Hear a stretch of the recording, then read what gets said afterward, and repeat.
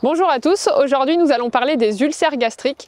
Tous les chevaux peuvent être atteints, mais les risques sont plus élevés chez les chevaux au travail que chez les chevaux au repos. Les risques d'ulcères peuvent atteindre jusqu'à 60% chez les chevaux de sport et jusqu'à 100% chez les chevaux de course.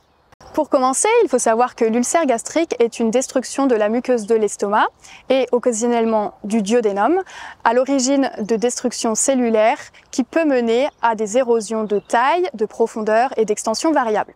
Pour bien comprendre l'origine de cette altération, reprenons l'anatomie de l'estomac. Il est divisé en deux parties. La première est une partie basse recouverte d'une muqueuse dite glandulaire qui est plutôt de couleur rose foncé. Les cellules glandulaires sécrètent en permanence de l'acide qui permet de prédigérer les aliments ingérés. Pour avoir une idée, la production d'acide peut atteindre 30 litres par jour. Pour protéger de l'acidité permanente dans cette partie, l'estomac sécrète un mucus protecteur qui permet de faire barrière. Les ulcères de cette partie, c'est 20% des ulcères gastriques et ils sont globalement plus difficiles à soigner. La partie haute de l'estomac est quant à elle de couleur plutôt rose pâle. On l'appelle la muqueuse non glandulaire ou alors squameuse. Son rôle principal est le stockage de la nourriture.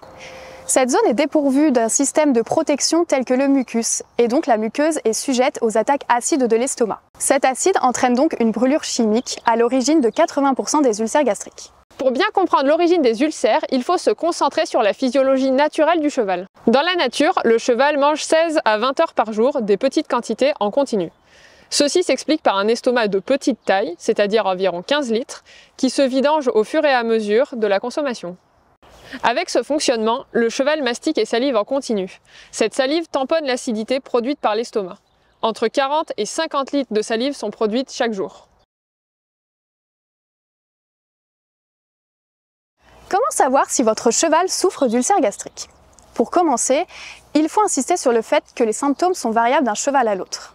Et cela dépend en fait de leur façon de gérer la douleur. La baisse d'appétit est un signe assez fréquent chez les chevaux ulcéreux. Alors là, on parle aussi bien du foin que de l'aliment distribué.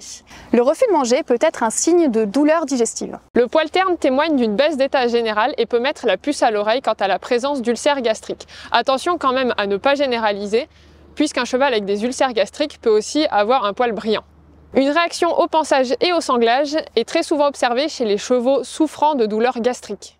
Au travail, on peut observer des chevaux qui résistent à la jambe ou qui fouettent de la queue. Dans la continuité, les ulcères gastriques sont souvent corrélés à une douleur au niveau du dos. Si votre cheval présente des douleurs dorsales, a des difficultés à tendre son dos au travail ou peine à muscler sa ligne du dos, il se peut qu'il ait des ulcères gastriques. Les bâillements réguliers et les comportements comme les tics à l'air peuvent être liés à la présence d'ulcères gastriques. Autres signes cliniques, les coliques, les douleurs abdominales, les crottins mal formés ou malodorants ou encore les diarrhées. Dans certains cas, surveillez aussi les manifestations cutanées comme les boutons, l'urticaire ou encore les plaques. Enfin, on précise qu'il arrive que des chevaux soient atteints d'ulcères gastriques sans aucune manifestation clinique. Cela dépend vraiment de leur capacité à gérer la douleur. Et comme les symptômes sont variables et non spécifiques, la seule façon de diagnostiquer les ulcères reste la gastroscopie réalisée par votre vétérinaire.